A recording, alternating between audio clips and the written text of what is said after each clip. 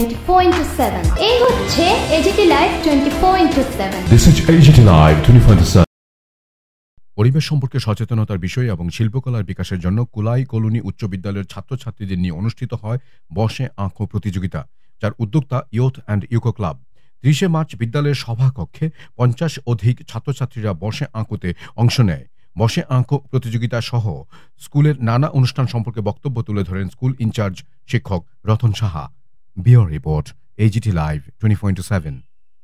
Youth এবং eco ক্লাবের অনুষ্ঠানের অঙ্গ হিসাবে আজকে আমাদের বিদ্যালয়ে এই বসে আঁকো প্রতিযোগিতা আমরা ছাত্রছাত্রীদেরকে মূলত পরিবেশের বিষয়ে তাদের মধ্যে সচেতনতা বৃদ্ধির লক্ষ্যে এবং তাদের মধ্যে শিল্পকলার বিকাশের জন্য আমরা এই বসে আঁকো প্রতিযোগিতাটি করছি।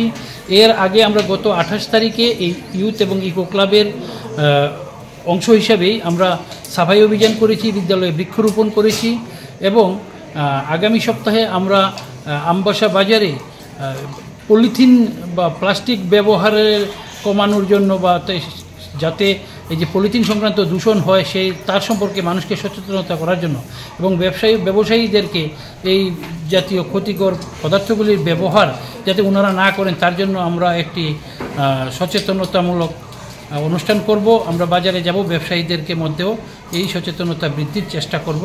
আমরা বসে আঁকো প্রতিযোগিতা করছি। প্রতিযোগিতার পরেই আজকে একটি সেমিনারও হবে ছাত্রছাত্রীদেরকে নিয়ে এবং বসে আঁকো প্রতিযোগিতার পুরস্কার বিতরণ করা হবে। সেমিনারে আমরা মূলত ছাত্রছাত্রীদেরকে বলবো যে পরিবেশের সম্পর্কে, আগামী দিনে পরিবেশ সম্পর্কে যদি আমরা সচেতন না হই তাহলে কী ধরনের বিপদজনক পরিস্থিতির সৃষ্টি হবে, আমাদেরকে এই পরিস্থিতি পরিবেশ রক্ষার জন্য কী করা উচিত এবং ছাত্রছাত্রীরা যাতে সেইভাবে সচেতন হয় এবং তারা যাতে সেই পথে এগোয় এবং তারা তাদের পরিবারকে এবং সমাজকে যাতে সেই বিষয়ে পরিচালিত করতে ছাত্রছাত্রীরা যাতে বিশেষ ভূমিকা নেয় সেই বিষয়ে আমরা ছাত্রছাত্রীদেরকে বলবো এবং আশা করি ছাত্রছাত্রীরা এখান থেকে পরিবেশ সম্পর্কে কিছু জানবে এবং শিখবে।